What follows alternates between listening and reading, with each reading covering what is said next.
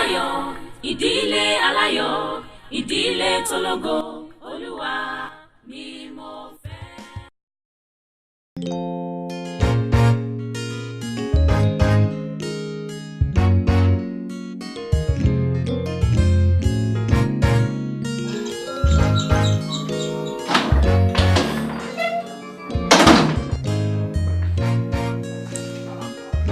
Ẹ káàbọ̀ daddy.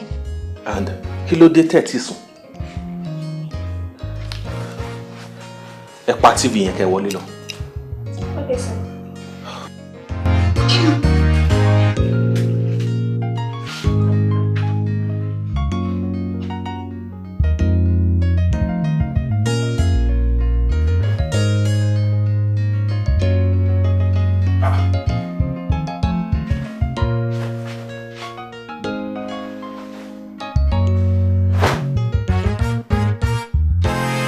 Rubbish.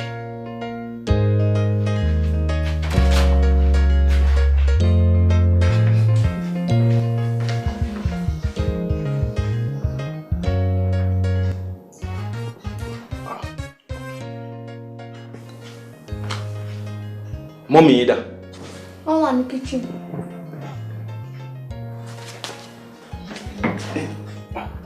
Ṣebí mo ní kẹ́ wọlé lọ sùn. Àti jẹjẹ wálé. Kí lẹ sọ? Àti jẹjẹ wálé. What? At this time?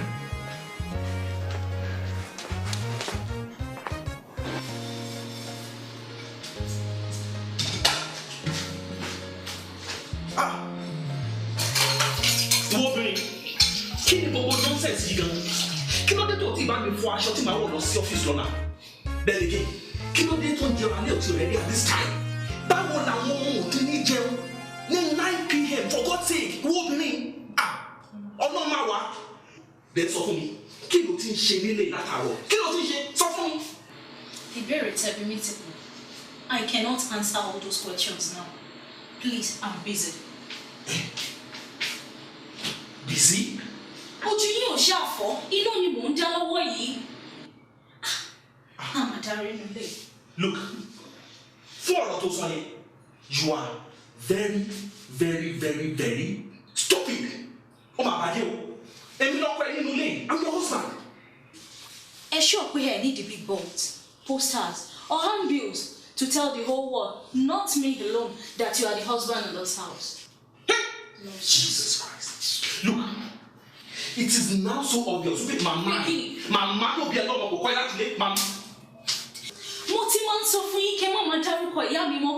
Mi ò fi mọ́ mi ṣeré at all. Next time tẹ́ bá tó bá mi dórí ẹ̀wò, mi ò ní hesitate láti làrógùn mọ́ yín lórí. Yé, ìwọ obìnrin, ó fi kílẹ̀ ìbọn lọ́wọ́. Ha! Yé. That is not big. Wàhálà ó ṣẹlẹ̀. Ṣé fẹ́ jà? Wàhálà ó ṣẹlẹ̀. Ṣé fẹ́ jà? Ṣé fẹ́ jà? Àbí ṣé fẹ́ jà? Ṣé fẹ́ jà ni? You can choose it. You will regret what you did. Regret what? I will make you regret this. Regret what? Màá sọ fẹ́ pé. Children, don't interrupt. Let them go to her. It's the man in the house. Show me. Just touch me. Touch me. Stop shouting. Conserve your. I will deal with you. Please. I will deal with you. Yeah. Just touch me. Stop shouting. I need action. I need action. Just touch me. Yeah. Touch me. Please. Just touch me. Daddy, please. You better leave. He wants to prove himself as the man in the house. Olúwa, èmi náà. Show me. I will show you too. You think you can beat me? Ẹ̀kọ́ láyé kúrò lọ́wọ́. Má padà bọ̀. Ọkọ ìyàwó. Shoto, you can't do anything. I know you were just shouting. You cannot beat me. You can't even try it. Ẹ̀yin kí lẹ̀ ń dúró ṣe? Ẹ̀kọ́ bí? Nonsense. Why am I still disturbing myself? Mi ò tiẹ̀ dáná mọ́. Let everybody go and sleep like that.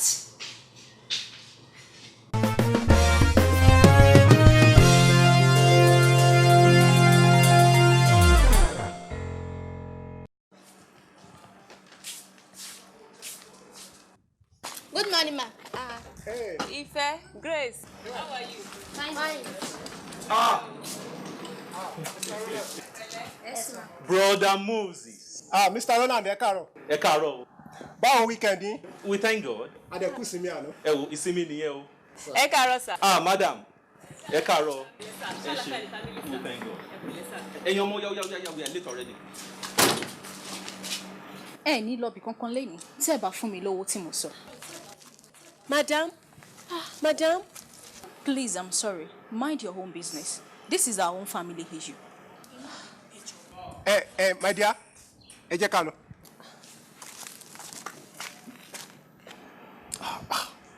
Ó tiẹ̀ yẹ kó máa ní ìtìjú díẹ̀ lára. Wo bó ṣe ń rọ fáńdù mi níta gbangba. Níwájú àwọn alábàágbé wa àtàwọn ọmọ ẹ̀. Ó yẹ kó ní ronú, ó yẹ kó máa ronú. Tó o bá ṣe ẹ̀bẹ̀rù ẹni tí ó yẹ kó bẹ̀rù Ọlọ́run. Ẹ ń dárúkọ Ọlọ́run. Ṣẹ́yìn náà bẹ̀rù Ọlọ́run. Ẹni tó bá ní bẹ̀rù Ọlọ́run kò ní máa parọ́ fún ìyàwó ẹ̀. Ẹ jọ̀ọ́ ẹ dá mi lóhùn. Wo àti pé àwọn ọmọ ẹ ti late fún school jẹ́ ká máa lọ. Story nìyẹn o.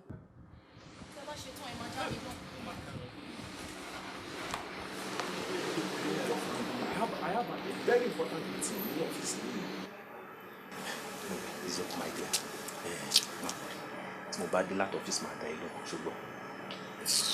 Sweetheart. Ẹkùn. Kémi lẹ́kùn. Ẹ̀yin ọmọ ìyá. Ọ̀rẹ́ mi, kí ló wá fẹ́ ṣe báyìí? In fact, ní kò yé mi rárá. Tí mo bá ló yé mi, irọ́ ni mo ń pa. Wà á ní sùúrù ni o, sùúrù. Sùúrù. Pẹ̀lú èṣù tí mo gbé sílé yẹn. Bẹ́ẹ̀ ni, èṣù ni. Wo ìgbà tí mo bá ní pé mo fẹ́ ṣe bí ọmọ Ọlọ́run. Àyẹn gan ló máa ń bínú. Ó ṣáà máa ń bí mi inú ni ṣá. Èèyàn tó ń pè léṣu àbí ìyàwó ẹ̀ tó ń pè léṣu yìí. Ó ti fẹ́ yìí náà. Ó ti bóbìnrin fún ẹ. Ó bọ́kùnrin fún ẹ. To be sincere.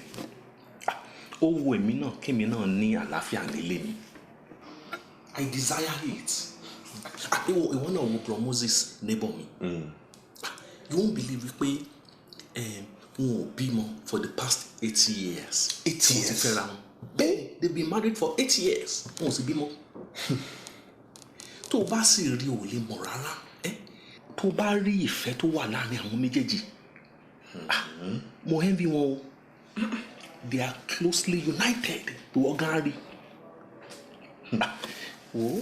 That brother, in fact, their family, they're a very good example to follow. Àdúrà ni màá gbà fún ọ̀rẹ́ mi. Wípé kọ́lọ́ ẹ̀ kó ràn ẹ́ lọ́wọ́. Àdúrà tí mo gbà fún ẹ nìyẹn. Àmín. Then wà á ní sùúrù lérè. Ìwọ náà mọ̀. Mi ò lè ní sùúrù ìyá àbèjì. Ọkùnrin yìí ń gbé mi lẹ́mìí gbóná. Gbogbo ìgbà ló máa ń gbé mi lẹ́mìí gbóná. A ní kò ní sùúrù. Ó ní láti ní sùúrù tó pọ̀ o. Sùúrù nìkan la lè fi tó gbogbo nǹkan tó wà nílẹ̀. Jọ ọ̀rẹ́ mi ní sùúrù. Jọ má bẹ̀ ní sùúrù dáadáa. To be sincere, èmi náà ò like ìjà ojoojúmọ́. But what will I do with this man? But I don't want to die young. I need to defend myself. But not in that manner. Not in that manner. Jọ. Ìyá àbèjì kí ló fẹ́ kí n ṣe? Mo gbàdúrà lọ́jọ́ kan ogun èṣù yìí á dópin. Àmín. Àmín. Bọ̀jọ́ torí Ọlọ́run ní ọ̀pọ̀lọpọ̀ sùúrù ṣùgbọ́n.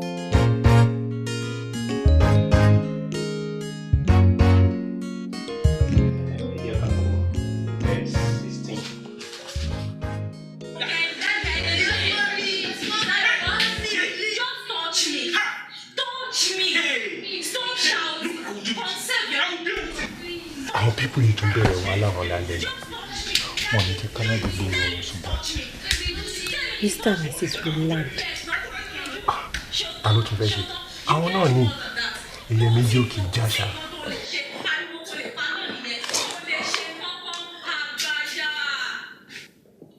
Wọ́n tún ti dákẹ́ ariwo.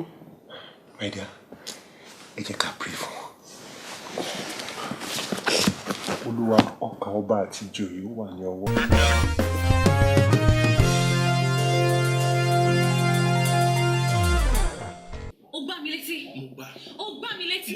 You will regret it.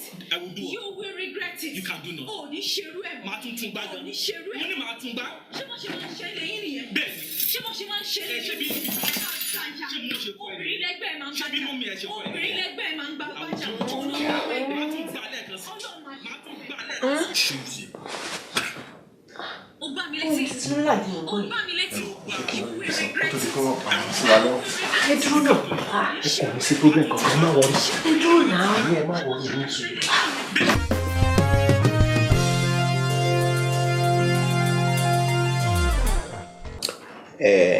Mo gbàgbọ́ wípé gbogbo nǹkan tí mo ṣàlàyé fún yín tó ti yé yín dáadáa. Mọ́mí Joy, ẹ mú orúkọ àwọn yín wá. Ẹ mú wá. Mr. Moses, mo respect yín ni. Thank you very much. Daddy Joy, ẹ fún mi bẹ́ẹ̀ tán. Ẹ mú bẹ́ẹ̀ tẹ ọwọ́ yín wá. Sherry, brother Moses, bí bẹ́ẹ̀tì ṣe wà báyìí, ó ní iṣẹ́ tó ń ṣe. Mi ò lè filẹ̀. Ó sì ṣòpẹ́ ń bínú náà ni. Ẹ mú wa, ẹ má gba Sátánì láyé. Brother Moses, mo rò tọ́lọ̀ mọ́ yín lára ni. Mr. Roland, mi fẹ́ kẹ́ ẹ rò tọ́lọ̀ nìkan mọ́ mi lára. Mo fẹ́ kẹ́ ẹ rò ti ìyàwó àti àwọn ọmọ tí Ọlọ́run jogún fún yín. Nǹkan kan mo fẹ́ kẹ́ ẹ mọ̀ dájú wípé ṣe rí àwọn ọmọ wọ̀nyẹn wọ́n wo nǹkan tẹ́ ń ṣe o. So mo fẹ́ kẹ́ ẹ kíyèsára dáadáa. You have to be very very careful. Kí Sátánì má lo nǹkan tó ń ṣẹlẹ̀ lénìí láti da ìgbésí ayé àwọn ọmọ yẹn lọ́jọ́ iwájú. Mo sorry, brother Moses. Iṣẹ́ èṣù ni. Yes. Gbogbo nǹkan tí mo ti ń ṣàlàyé fún yín látẹ̀kọ́ náà ni wípé èṣù ó ní mission nínú ìdílé, ó fẹ́ bá yín jẹ́ ni. Ṣùgbọ́n nítorí ìdí èyí gan-an ni Jésù Kristi ṣe farahàn láti pa iṣẹ́ èṣù nínú ìdílé yìí. Sá máa Ọlọ́run tún lè sọ ìdílé yín di ìdílé aláyọ̀. Mo fẹ́ fi dá yín lójú wípé ní Ọlọ́run sì lè sọ ìdílé yìí di ìdílé aláyọ̀. Tí a bring back the old love and joy that has lost in this world. So, ìjọ nítorí Ọlọ́run, mo fẹ́ kẹ́ ṣara yín lọ́kàn. Allow the Spirit of God. Ẹ gba Ọlọ́run láàyè nínú ọkàn yín, nínú ìdílé yìí. Ilẹ̀ ti fẹ́ mọ́, mo fẹ́ lọ rest. Ìjọ, ẹ má gbàgbé gbogbo nǹkan tí mo ti ṣàlàyé. And the Lord will help you. Yeah.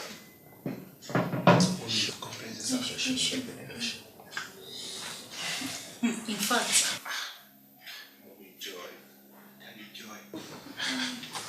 jẹ́ kí kìíní ìparí.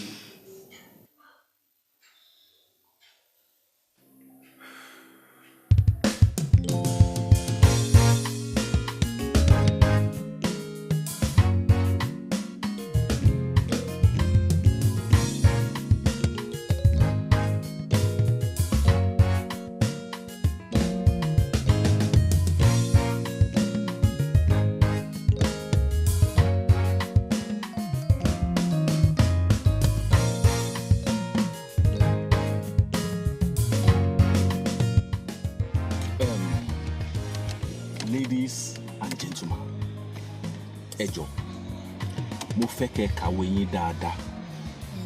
Ẹ má ṣeré school o. Mo fẹ́ kẹ́ múra sí studies yín.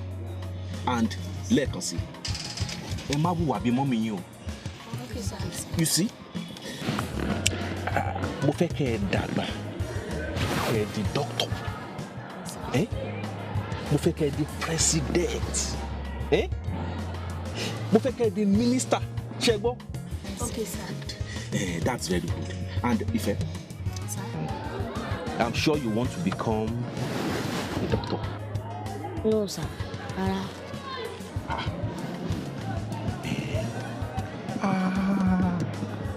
Engineer, I guess. Rárá, sir. No, sir. No, sir. But I would like to become a wrestler. Ẹ gbà mí. A wrestler? Yes, sir. ó fẹ́ máa jà ìyẹn ò dáa o ìyẹn ò dáa the doctor is better. Ẹ káàárọ̀, good morning. Sàwọn ọmọ mi nǹkan. A dúpẹ́ lọ́wọ́ náà. Sá ti bẹ̀rẹ̀ assembly ni mo fẹ́ kí Grace, Joy and Ife kan join wa ní. It's okay. Oya ẹyin ọmọ. Oya sọ̀kalẹ̀. Ẹ sọ̀kalẹ̀. And then sir, mo ní kí n remind you ni sir, Friday and Monday next week ni meet break wa sir. It's okay. That's all right. It's okay. Ẹ ṣeun gan. Yes sir. Thanks so much. Kẹ́ bá ń kí mọ́ mi o. Bẹ́tà rí wọn. It's okay. Yes sir. Good. Bye. See you after school.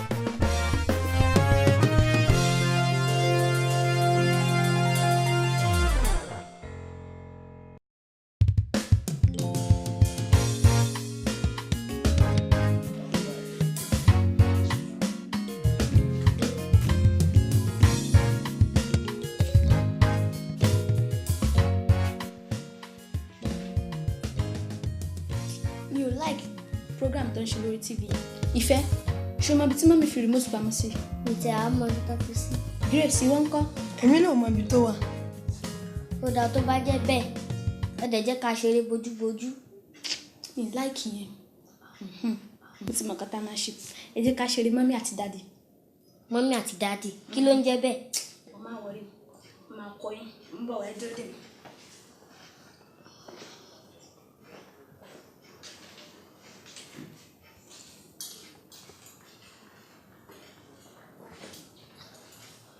Yẹ dé.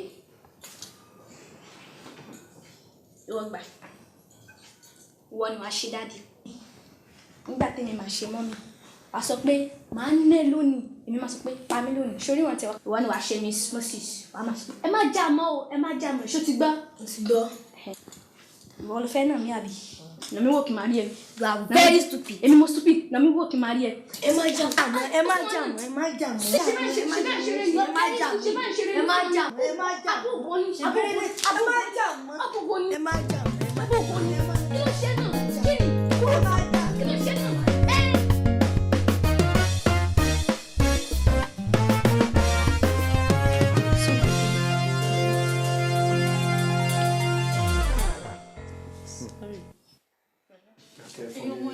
Ẹ fún ní paracetamol.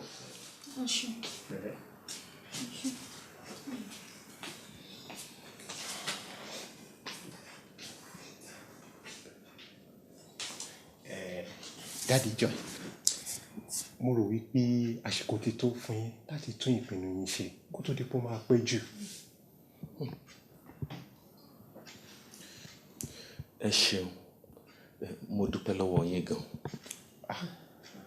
Dúpẹ́ lọ́wọ́ wa, àwa kọ́, ẹ jẹ́ ká dúpẹ́ lọ́wọ́ Jésù, ọba tí kò jẹ́ ká fojú sunkún àwọn ọmọ wọ̀nyí. Mr. Roland, kí ló dé tẹ́ ẹ fi ayé yín fún Jésù, ọba aládé àlàáfíà, kí àlàáfíà lè jọba ní ìdílé yín? In fact, ó ti pẹ́ tọkọ yín tí ń bá mi sọ, ṣùgbọ́n mo kọ etí dídì sí. Ṣùgbọ́n nísìn, mo ti ṣetán. Mo ti ṣetán láti dá iṣẹ́ èṣù dúró nínú ìdílé mi. Mo ti ṣetán láti jọ̀wọ́ ayé mi fún Jésù. Hallelujah, hallelujah. Ìyàwó yín dàgbà ẹ jẹ́ mọ́. Má kọjá mi olùgbàlà. Kì í ṣe orin àkúnlẹ̀kọ. Èmi náà ti ṣetán láti gba Jésù láàyè nínú ìdílé. Mo ṣetán láti gbọ́rọ̀ sọ́kọ mi lẹ́nu. Mo ṣetán láti gbà kí àlàáfíà kí ó jọba nínú ilé yìí. Mo ṣetán, I'm ready. Mo ṣetán láti mọ ọ̀rọ̀ Ọlọ́run. Mo ṣetán láti fi kọ́ àwọn ọmọ mi kí ọjọ́ iwájú wọn kó lè dára. My dear, please, I'm very, very sorry. Please forgive me. Èmi náà, I am very sorry. Forgive me, please. Hallelujah. Ní báyìí tí ẹ̀yin méjèèjì ti jọ̀wọ́ ìdílé yín, ọkàn yín àti ayé yín fún Jésù, ìdílé ó ti di ìdílé aláyọ̀. Ìdílé aláyọ̀. Látòní, ẹ jẹ́ ká pray, ẹ jẹ́ ká gbàdúrà. Let's pray. To God be the glory, great things He has ni mo fẹ́ tó láyọ̀, ìdílé tó lẹ́wà, ìdílé tó níyì, bàbá ni mo fẹ́ tó láyọ̀, ìdílé aláyọ̀, ìdílé tó lógo, Olúwa ni mo fẹ́. Tí n bá sọ pé kò sú mi, irọ́ ni mo pa ọ́. Wo ìyàwó mi kò máa rá mú mọ́. kó mọ ìtọ́jú ilé ṣe bó ti wù kó kéré mọ́ pabambari bẹ̀ wá ni pé kò tún mọ ọ̀rọ̀ sọ a kan sọ̀rọ̀ kalẹ̀ lọ́pọ̀lọpọ̀ gbàgbà ò bí ẹ̀ tí ò tiẹ̀.